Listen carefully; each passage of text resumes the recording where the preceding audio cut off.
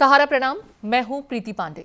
बड़ी बहस के खास कार्यक्रम एलएसी पर स्मारक में आपका स्वागत है। लद्दाख दौरे पर गए रक्षा मंत्री राजनाथ सिंह ने एक नए युद्ध स्मारक का उद्घाटन किया है। राजनाथ सिंह ने 1962 के युद्ध में अपनी बहादुरी का प्रदर्शन करने और देश के प्रति सर्वोच्च बलिदान करने वाले जवानों को नमन किया। लद्दाख में बनाया गया यह स्मारक उन बहादुर भारतीय जवानों को समर्पित है जिन्होंने रेजांग ला की लड़ाई में अपने प्राणों की आहुति दे दी थी।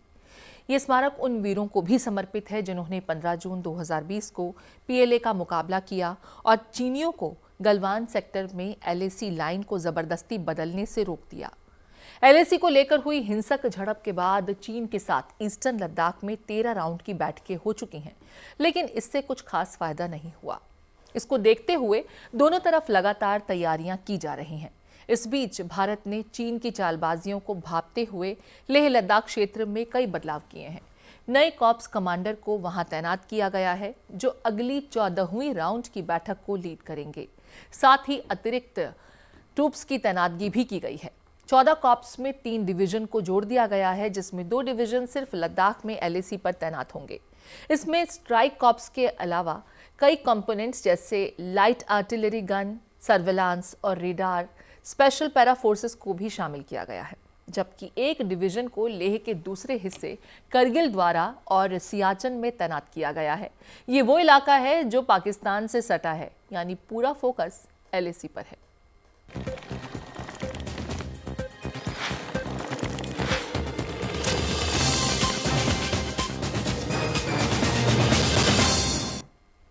भारत की तैयारियों और रेजांग ला के वीरों के लिए बने स्मारक का कितना पड़ेगा असर, इस पर चर्चा के लिए हमारे साथ कुछ मेहमान जुड़ गए हैं।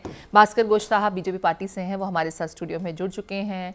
अतुल साहब कांग्रेस पार्टी से हैं, प्रवक्ता हैं, वो हमारे साथ जुड़ गए हैं। ब्रिगेडियर विनोद दत्ता साहब रक्षा विशेषज्ञ हैं, वो भी हमारे साथ जुड़ गए हैं। और अनिल गर्ग जी राजनीतिक विश्लेषक, वो हमारे साथ स्टूडियो से जुड़ गए हैं। स्वागत है आप सभी लोगों का। सबसे पहले ब्रिगेडियर विनोद दत्ता साहब, मैं आपका रुख इसलिए कर रही हूँ क्योंकि इस वक्त एलएसी पर जो हालात हैं वो आप भी जानते हैं बखूबी, और स्थिति को शायद आपसे बेहतर कोई आकलन भी नहीं कर सकता हम सबके बीच। लेकिन जिस तरीके से इस स्मारक को आज राष्ट्र के नाम किया गया है और हमारे सैनिकों को श्रद्धांजलि देने की कोशिश की गई है, इससे कहीं ना कहीं सेना का मनोबल तो बढ़ता है। बावजूद इसके विपक्ष जो लगातार प्रश्न चिन्ह खड़े कर रहा है और सरकार को लेकर के आरोप लगा रहा है कि एलएसी को लेकर के न तो सरकार संजीदा है, और जिस तरह के दावे किए जा रहे हैं वो दावे दरअसल जमीनी हकीकत से कोसों दूर हैं। आपको लगता है कि इस तरीके की बातें करने से हमारी सेना का मनोबल कमजोर नहीं होगा? कम से कम इस तरह की बातें और टिप्पणियां नहीं करनी चाहिए। इस स्मारक का उद्घाटन और साथ ही साथ विपक्ष के दावे, इनके बीच जो स्थितियां हैं वर्तमान में, उसे आप किस तरह देखते हैं? प्रीति जी जय हिंद। बड़ा अच्छा सवाल आपने किया है। और देखिए, शहीदों के लिए ये सबसे बड़ी श्रद्धांजलि है। और ये अक्सर कहा जाता है कि शहीदों की चिताओं पे हर बरस लगेंगे मेले, वतन पे फिदा होने वालों के लिए यही अंतिम निशान होगा जी। क्योंकि देखिए, शहीद एक ऐसा रणबांकुरा है, एक ऐसा वीर है इस मातृभूमि का। वो कहते हैं ना कि न इंतजार करो ए वफादारो और अहादारो, उन शहीदों का शहीद घर नहीं जन्नत को जाते हैं। तो ये बड़ी अच्छी पहल है सरकार की। और वहाँ जो ये वॉर मेमोरियल बनाया गया है, वो शहीदों के लिए एक बहुत ही अच्छी श्रद्धांजलि है। देखिए, सरकार काफी संजीदा है और उसने बड़ा एग्रेसिव डिफेंस पोस्चर अपनाया हुआ है। और जिस तरह से आप देखिए, प्राइम मिनिस्टर साहब के विजिट हुए हैं, रक्षा मंत्री के विजिट हुए हैं, सीडीएस के विजिट हुए हैं, chief of the army staff के विजिट हुए हैं, और नदर्न आर्मी कमांडर या और जो बाकी शीर्ष कमांडर हैं वो तो वहां अक्सर जाते ही रहते हैं और वो जायजा लेते रहते हैं। और इस तरह की जो विजिट्स होती हैं उनसे सेना का मनोबल बढ़ता है। और देखिए, मनोबल एक ऐसी चीज है कि वो कहते हैं कि अंग्रेजी में कहावत है कि मोटिवेशन कैन मूव माउंटेन्स। और ये जो सारी पहाड़ियां हैं उनको सारी जो हमारी सेना है उनको जीत सकती है। बैटल ऑफ रेजांग ला देखिए आप, जो वीर अहीर थे वहां कुमाऊं रेजिमेंट के थे, 120 की एक कंपनी थी वहां मेजर शैतान सिंह के नेतृत्व में, केवल 6 लोग बचे थे। लेकिन चीन के तकरीबन 2000 सैनिकों को उन्होंने मौत के घाट उतारा था। आज भी कांगला का नाम सुनते ही चीन में लोगों के फाख्ते उड़ जाते हैं। और कैलाश रेंज का जो ऑपरेशन हुआ था क्यों चीन इतना चिंतित था? क्योंकि उसे मालूम है कि जो मोल्डो गैरिसन है वहां से आके वो लद्दाख को थ्रेटन कर सकता है। और ईस्टर्न लद्दाख में भारत का हमेशा पलड़ा भारी रहा है। सन 62 में भी देख लीजिए आप, जब हमारी सेना की तैयारियां इतनी अच्छी नहीं थी, लेकिन वहां भी भारतीय सेना ने चीन की सेना को एक ब्लडी नोज दी, और जो 120 जवान थे हमारे जो 13 कुमाऊं रेजिमेंट के, उस पलटन ने चीन के दांत खट्टे कर दिए थे। तो चीन को मालूम है कि भारत का पलड़ा ईस्टर्न लद्दाख में भारी है, और जिस तरह की हमारी सामरिक वहां तैयारियां हैं, जिस तरह का हमने वहां अपना भंडारण किया हुआ है, जिस तरह की एडवांस विंटर स्टॉकिंग कर रखी है, और देखिए सबसे बड़ी चीज जो है वो भारतीय सेना की जो सैनिक है, जो हमारे ऑफिसर्स हैं, वो इतने बैटल हार्डेंड हैं कि वो सियाचिन या इस तरह के हाइट बेंड्स में ऑलरेडी काम करते हैं। चीन को तैयारी करनी पड़ रही है, वो कॉन्स्क्रिप्शन आर्मी को अब तैयार कर रहा है, क्योंकि हमारे यहाँ तो मोटिवेटेड सोल्जर है, हमारे यहाँ इस तरह के जीवट सैनिक हैं जो अपनी जान कई बार न्यौछावर कर सकते हैं। तो हमारी ये जो सेना है उसका जो मनोबल है वो ऐसी विजिट से काफी ऊंचा होता है, और भारतीय जो सरकार है उसने काफी कदम उठाए हैं, और जो इक्विपमेंट में इजाफा हुआ है या जिस तरह से फॉरवर्ड डिप्लॉयमेंट किया गया है, लेटेस्ट इक्विपमेंट वहां किया है, हॉविट्जर जैसा आपने बताया, जो क्योंकि हॉविट्जर एक ऐसा तोपखाने का हिस्सा है जो वहां कारगर रहता है। कारगिल युद्ध में भी देखिए आप, बोफोर्स जो गन थी वही काम आई, क्योंकि वहां हॉविट्जर ही कामयाब रहते हैं, क्रस्ट क्लियरेंस की वहां बहुत जरूरत रहती है। चलिए, तो कुल मिलाकर के भारत सरकार की कोशिशों को लेकर के कोई सवाल फिलहाल आपके जहन में इस तरीके का नहीं है जिस तरीके की बातें विपक्ष उठा रहा है। मैं भास्कर जी का रुख करूंगी, लेकिन इससे पहले मैं अतुल जी का रुख करूंगी, क्योंकि आज भी जब एक तरफ रक्षा मंत्री इस स्मारक को समर्पित कर रहे थे, हमारे सैनिकों को बतौर श्रद्धांजलि समर्पित कर रहे थे, उसकी कुछ ही देर बाद कांग्रेस पार्टी की एक प्रेस कॉन्फ्रेंस होती है, और इस प्रेस कॉन्फ्रेंस के बाद में एक बार फिर से 56 इंच के सीने पर सवाल खड़े कर दिए गए, और भूटान में जिस तरीके से मॉडल गांव का निर्माण किया जा रहा है उसको लेकर के चेताने का काम किया गया, और सवाल कर लिया कि भारत सरकार आखिर न मालूम क्यों इस विषय को लेकर के संजीदा नहीं दिखती है। अतुल जी, कांग्रेस पार्टी को सरकार की कोशिशें क्यों नहीं दिखाई देती हैं? हमेशा कमियां ही क्यों दिखाई देती हैं? आप अरुणाचल का जिक्र कर रहे हैं, भूटान का जिक्र कर रहे हैं, हालांकि ऐसा विषय नहीं है जिसको लेकर के हम नजरअंदाजगी भरा रवैया अपनाएं, लेकिन सरकार के प्रयास क्यों नहीं दिखाई देते? प्रीति जी, सबसे पहले तो मेरा नाम ठीक से कर लीजिए, अतुल लोंढे पाटिल मेरा नाम है जी। देखिए, 56 इंच के सीने को पता ही नहीं चला, गर्दन तक हाथ चाइना के चले गए। ये देश का सवाल है, ये कोई पार्टी का सवाल नहीं है, तो इसमें कृपया पार्टी न लाए। अभी देपसंग प्लेन के पास में हमारा दौलत बेग गोल्डी है, जो एकमात्र हमारी हवाई पट्टी है, वो उनके आर्टिलरी रेंज में आ गई है। कैलाश रेंज से हम पीछे आ गए, गोगरा हॉट स्प्रिंग्स में हम 2 पॉइंट नंबर 4 तक जाते थे, अभी 3 तक पीछे आ गए हैं। अरुणाचल में घुस के उन्होंने गांव बना लिए हैं। अभी डोकलाम, जो भूटान में उन्होंने जो गांव बनाए हैं, जिस डोकलाम का हमारा स्टैंड ऑफ था वहीं पर है, जो चिकन नेक हमें कहते हैं, मैंने गर्दन जो कहा 56 इंच के सीने के गर्दन तक हाथ पहुंच गए। वहां अगर वो चिकन नेक पे अगर कंट्रोल कर लेते, which is I think 21 to 21 kilometre in width, 21-22 kilometre की उसकी चौड़ाई है, तो हमारे 7 सिस्टर जो है वो कट जाते हैं। तो इसके बावजूद अगर वहां जाते हैं, उन्होंने अभी जो रिकॉग्नाइज किया है 1962 के वॉर हीरोज को, तो सलाम ही है हमारा कि फाइनली आप कर रहे हैं कि कुछ नहीं था तो भी हम लड़ रहे थे और चाइना को मुंह तोड़ जवाब दे रहे थे। आज उनका रिकॉग्निशन हुआ है, हम मानते हैं।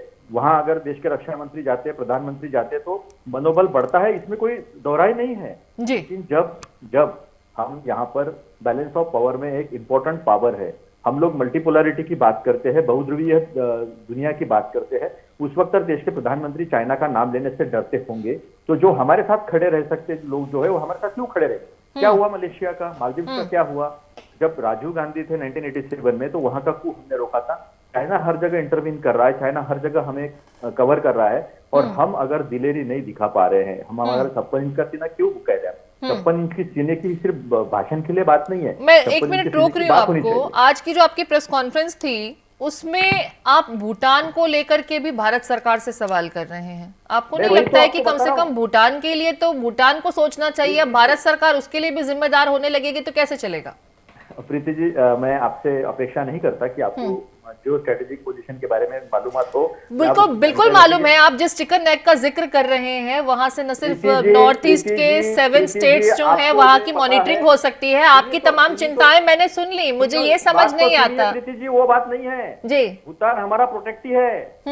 भूटान के सैनिकों को, उनके सोल्जर्स को ट्रेन हम करते हैं। भूटान हमारा प्रोटेक्टी है। उस प्रोटेक्टी के वहां जाकर अगर 25,000 हेक्टेयर में अगर गांव बन जाते हैं, 4-4 विलेज, मॉडल विलेज बन जाते हैं, वहां कंट्रोल आता है उनका, स्ट्रेटेजी मूवमेंट के लिए उन्हें आसानी हो जाती है। आपके इसी सवाल को मैं भास्कर घोष जी से जवाब लेने की कोशिश करती हूँ। यही सवाल जो है भास्कर जी, आपने सवाल सुन भी लिया और कांग्रेस पार्टी जहां एक तरफ स्मारक बनाने को लेकर के स्वागत योग्य कदम बता रही है, लेकिन उसके बाद फिर प्रश्न चिन्ह वही खड़े हुए कि चीन को लेकर के सरकार संजीदा नहीं है और ये सब कुछ करने से सिर्फ आई वॉश करने का काम किया जा रहा है। दीदी जी पहले तो मैं बताना चाहता हूँ, यहाँ पे जो सत्य बोला जा रहा है, जो कांग्रेस के प्रवक्ता कह रहे हैं, वो अर्ध सत्य है। सत्य ये है कि 1962 वार जब हुई थी तब उस वक्त देश के हालात क्या था और आज के दिन में देश का हालात क्या है। 62 वार हमें कंसीव करना पड़ा, डिफीट कंसीव करना पड़ा। किस लिए कि देश के पास ना हमारे पास आर्म्स एंड एमुनिशन थे, ना हमारे पास बॉर्डर एक्सेस रोड्स थे, ना हमारे पास ट्रेंड मिलिट्री थे, ना इक्विपमेंट थे। आज आप विश्व का सबसे ऊंची लड़ाई लड़ने के लिए हमारे मिलिट्री तैयार है। आज हमारे सोल्जर के पास आधुनिक से आधुनिक जो आर्म्स एंड एमुनिशंस मौजूद हैं। आर्टिलरीज लीजिए, हवाई आपका एयरफोर्स का प्लेन ले लीजिए, C-130 हरक्यूलिस से लेकर ऐसा कोई आधुनिक विमान नहीं है जो हमारे पास नहीं है।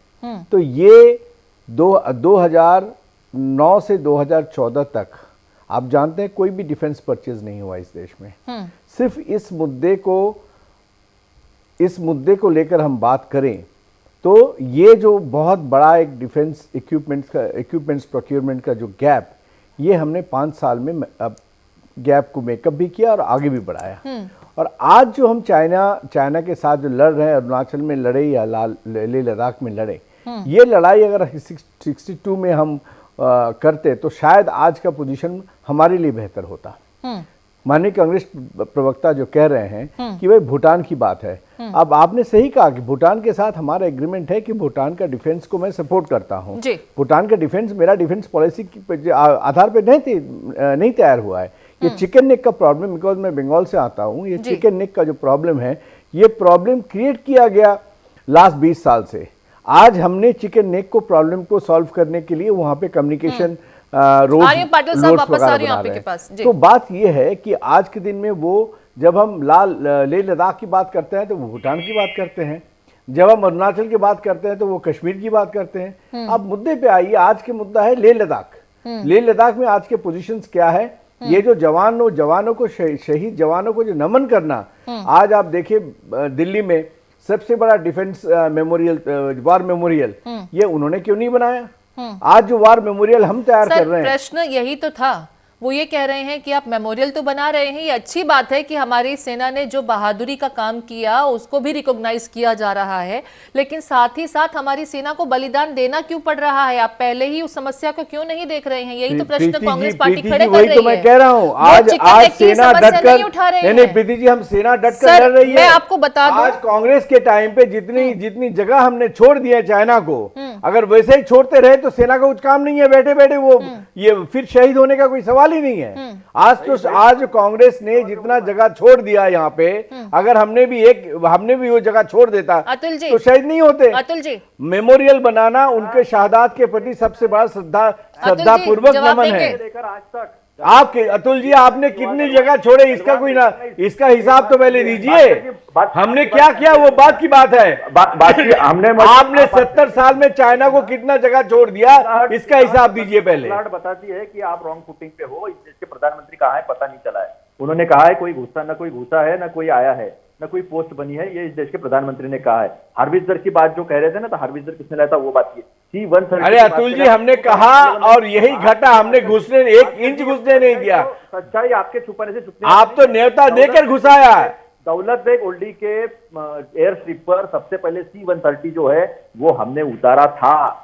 देपसंग में उनको बाहर पीछे ढकलने का काम हमने 15 दिन के अंदर किया था। देपसंग के वाई पॉइंट पर आ चुके विनोद दत्ता जी, सच बताना, भारत माता की कसम, सच बताना क्या है ये सच सिर्फ आप ही जानते हैं, कांग्रेस का प्रवक्ता और कांग्रेस पार्टी जानता है, दुनिया नहीं जानता है। विनोद जी का भी मैं रुक करूंगी इस चीज को लेकर के, दुनिया नहीं जानता है। आप कोई भी तथ्य लेकर, यहाँ पर जिस तरीके से बीजेपी के प्रवक्ता और कांग्रेस के प्रवक्ता एक दूसरे के ऊपर आरोप लगा रहे हैं और स्थितियों के लिए एक दूसरे पर दोषारोपण कर रहे हैं, फिलहाल जो स्थितियां हैं वो किसी से छिपी नहीं है। ये हकीकत है कि हमारे चीफ ऑफ ईस्टर्न कमांड ने भी कहा है कि चाइना जिस तरीके से एग्रेसिव है और कंस्ट्रक्शंस कर रहा है एलएसी के आसपास के इलाकों में, ये चिंता का विषय है। बावजूद इसके भारत सरकार के प्रयास क्या इस तरह के हैं जिसको लेकर के लगातार प्रश्न चिन्ह खड़े किए जाएं, क्योंकि अपनी ही सेना को हम अंडर एस्टिमेट भी करते हैं और फिर कहीं ना कहीं इस तरह के सवाल खड़े करके उनका मनोबल भी तोड़ने का काम करते हैं। प्रीति जी, आपने जो कहा मैं उसको थोड़ा और बात को आगे बढ़ाता हूँ। देखिए, चाइना एलआईसी के उधर क्या करता है उस पर अपना कंट्रोल नहीं हो सकता, हो भी नहीं सकता, क्योंकि जब जगह उसके कंट्रोल में तो अपने कंट्रोल वाली जेलें में कुछ भी कर रहा है तो हम क्या कर सकते हैं? हम क्या कर सकते हैं वो ये है कि उसके इधर हमने क्या क्या करना चाहिए। अभी मेरे जो कांग्रेसी साथी बोल रहे थे, मैं इनसे थोड़ा डिफर करता हूँ। चलो मैं मान लेता हूँ 1962 में चाइना को आंकने में गलती हुई, जो भी उस समय की सरकार थी उन्होंने दोस्ती निभाई या दोस्ती निभाने में चूक गए, और जो भी गलती हुई उसकी कोई बात नहीं। लेकिन उसके बाद क्या हुआ? उसके बाद भी लगातार सरकार, क्या हमने बॉर्डर तक हमने रोड्स बनाए? नहीं बनाए। हमने बॉर्डर तक रोड इसलिए नहीं बनाए कि ताकि वहां से कभी हमला हो तो लोग जल्दी करके अंदर ना घुस पाए। मेरे साथी अतुल जी इस बात से सहमत होंगे कि अभी जो रोड का इंफ्रास्ट्रक्चर है वो पहले से बहुत बेहतर है। अभी हम काफी कुछ हम सीमा पे पहुंच पा रहे हैं, पहले तो पहुंच ही नहीं पाते थे। एक बात। दूसरी बात, अभी जो जीरो अपनी लाइन है, चाहे वो तवांग की लाइन हो, चाहे आपका इधर डोकलाम की अभी बात कर रहे थे भूटान की, अब भूटान की ये बात तो ठीक है कि भूटान की रक्षा की जिम्मेदारी भारत की है, लेकिन डोकलाम जो हुआ था वो भारत भूटान के लिए किया था या भारत ने भारत के लिए किया था? वो तो भूटान और चाइना की सीमा पे ही था ना। तो डोकलाम ने सबने देखा कि भारत 1 इंच भी नहीं हटा। तो मेरा ये कहना है। दूसरी बात, अभी ये बात कर रहे 56 इंच के सीने की, आप मुझे बताइए इससे पहले जो सरकार थी अरुणाचल प्रदेश में पीएम साहब ने अपना दौरा रद्द कर दिया था कि चीन नाराज ना हो जाए। वो 56 इंच का सीना था कि ये 56 इंच का सीना है कि जहां अरुणाचल प्रदेश भी जा रहे हैं, बाकी जगह भी जा रहे हैं। देश का रक्षा मंत्री इस समय अपने लद्दाख दौरे पे है, लद्दाख पे है। इससे पहले भी दिवाली पे हमेशा प्रधानमंत्री दिवाली पे सैनिकों के साथ दिवाली मनाते हैं उनका मनोबल बढ़ाने के लिए। यानी मैं ये कहता हूं कि आप पार्टी में आपस में क्रिटिसिज्म कीजिए, लेकिन ऐसी बात मत करिए जिसमें देश का सैनिकों का मनोबल घटे।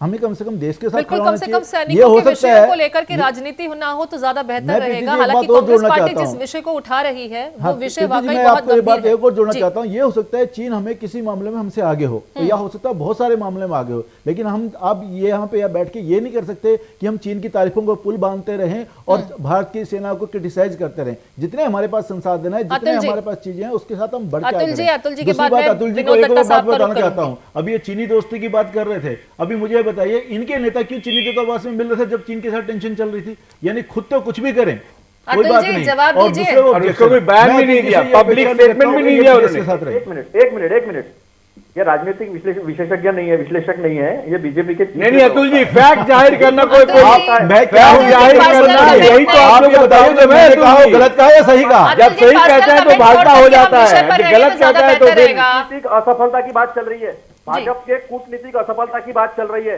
यही वक्त था 1975 में भूटान सिक्किम को हमने भारत से जोड़ लिया और वो एक राज्य बन गया। यही वक्त है चंद्रनगर से सारी चीजें जो है वो अपने कंट्रोल में थी। इसके बाद का भी जो पराक्रम, आप ये बताइए पिछले प्रधानमंत्री जी अरुणाचल प्रदेश का दौरा रद्द क्यों कर दिया था और किस कारण रद्द किया था?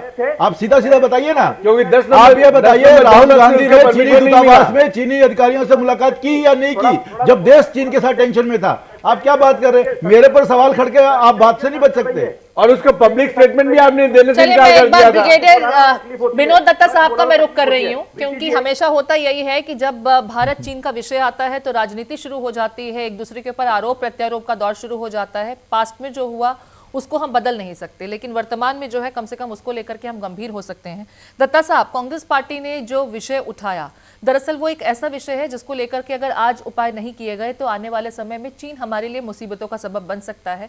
इसको हम अंडर एस्टिमेट नहीं कर सकते। ये बिल्कुल हकीकत की बात है कि चिकन नेक जो है एक ऐसा रीजन है जो हमारे लिए मुश्किलें खड़ी कर सकता है, क्योंकि अगर भूटान के इस रीजन में चीन ने अपने गाँव बसा लिए हैं तो वहाँ से न सिर्फ इस पूरे रीजन पर मॉनिटरिंग कर सकता है, सुपरवाइज कर सकता है और हमारे क्षेत्र में दखल अंदाजी भी कर सकता है। इस रीजन में ये डेवलपमेंट और भारत की तरफ से कोई भी विरोध न करना, ये बात अलग है कि चीफ ऑफ ईस्टर्न कमांड ने भी इस चुंबी वैली के आसपास के जो कंस्ट्रक्शंस हैं इसको भी लेकर के एक चिंता जाहिर की है और इसको लेकर के हमें प्रयास करने होंगे।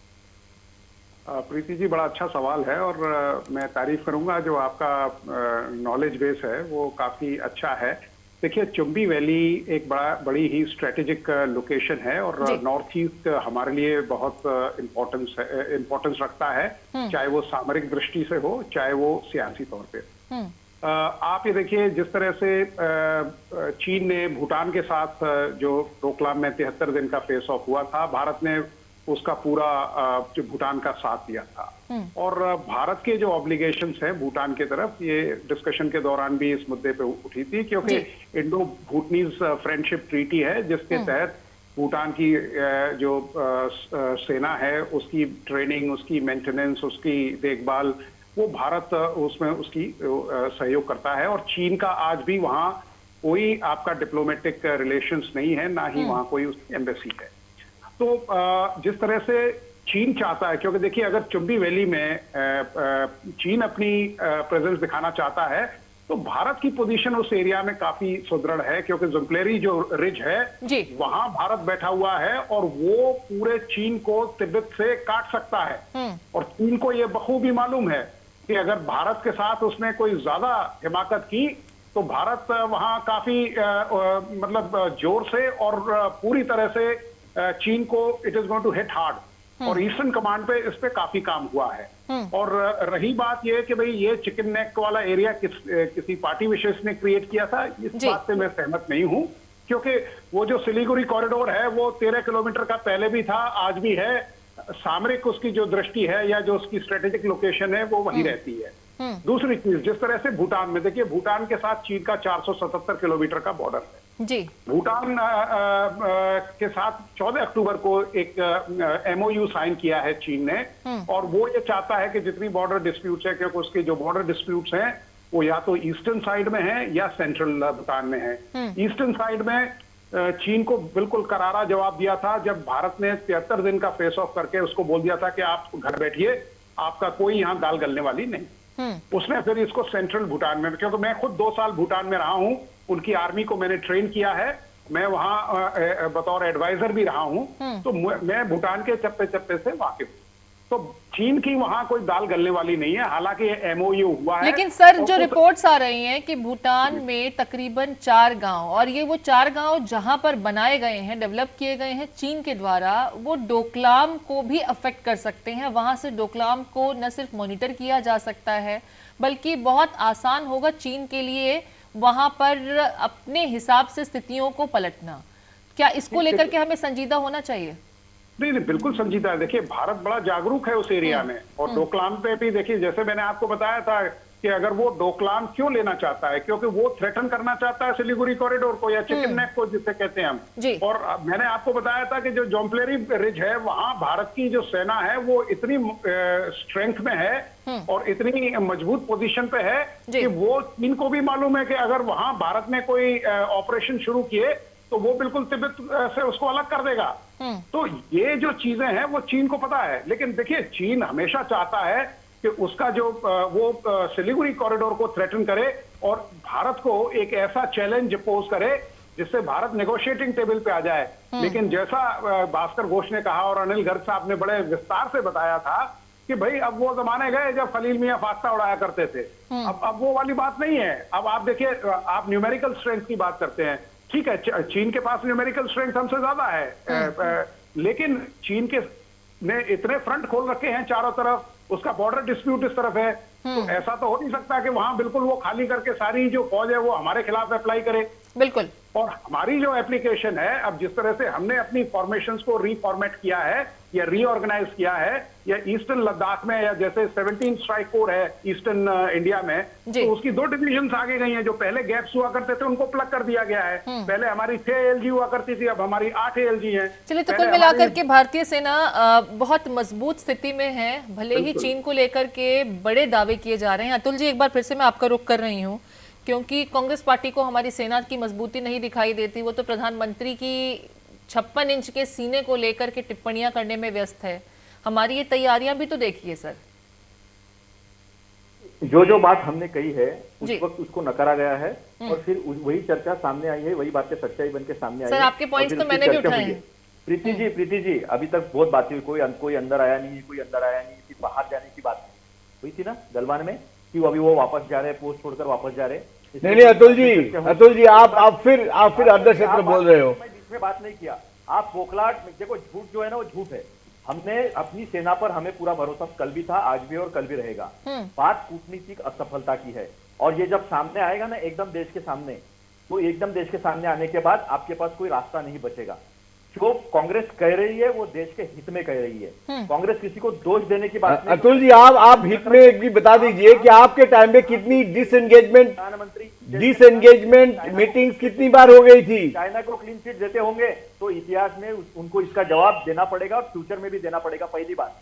दूसरी बात, अगर कूटनीतिक असफलता ऐसे ही बढ़ती रही और चाइना का नाम लेने से हम डरते रहे तो हमारे जो पार्टनर्स है वो हमारे साथ कितने ताकत से खड़े रहेंगे, ये इसकी बात है। मैंने केवल भूटान के रक्षा की बात नहीं की थी, देपसंग प्लेन की बात की थी मैंने गोगरा और हॉट स्प्रिंग्स की बात की थी, चुब्बी वैली की बात की थी। वो एरिया जो है वो वल्नरेबल एरिया हो सकता है। तो इसके बावजूद जिस तरह का एग्रेशन चाइना की तरफ से आ रहा है, कूटनीति युद्ध से बड़ी होती है। युद्ध तो सेना लड़ेगी, ताकत से। चलिए, तो कुल मिलाकर के इस विषय पर यही कहा जा सकता है कि कांग्रेस पार्टी को भारत सरकार की कूटनीतिक क्षमता को लेकर के आज भी इत्तेफाक नहीं है। उनके हिसाब से कूटनीतिक क्षमता के लिहाज से भारत सरकार विफल रही है, खास करके अगर चीन के विषय की बात की जाए। ये बात अलग है कि जिस तरीके से LAC में चीन के साथ गतिरोध रहा, भारतीय सेना ने न सिर्फ चीनी सैनिकों को बार बार पीछे मुड़ने पर मजबूर किया है, बल्कि आज भी न सिर्फ उस रीजन में हमारी सैनिकों की डिप्लॉयमेंट है, बल्कि भारत सरकार भारतीय सेना का मनोबल बढ़ाने के लिए हर संभव प्रयास कर रही है। और नेताओं के दौरे, फिर चाहे वो रक्षा मंत्री के रूप में हो या फिर सेना प्रमुखों के दौरों की बात की जाए, वो भी लगातार जारी है, जो ये बताता है कि भारत सरकार रक्षा के विषय को लेकर के न सिर्फ गंभीर है, बल्कि चीन को मुंहतोड़ जवाब देने के लिए भी प्रयासरत है। आप तमाम मेहमान इस विषय पर हमारे साथ जुड़े, भास्कर घोष साहब और अनिल गर्ग जी स्टूडियो में आप लोग आए, आपका बहुत बहुत शुक्रिया। अतुल लोंढे साहब और ब्रिगेडियर विनोद दत्ता जी, इस चर्चा में विस्तार पूर्वक अपने कंट्रीब्यूशंस देने के लिए आपका बहुत बहुत धन्यवाद। बड़ी बहस कार्यक्रम में आज के लिए इतना ही। देश और दुनिया की तमाम अपडेट्स के लिए चलते रहिए समय के साथ। सहारा। प्रणाम।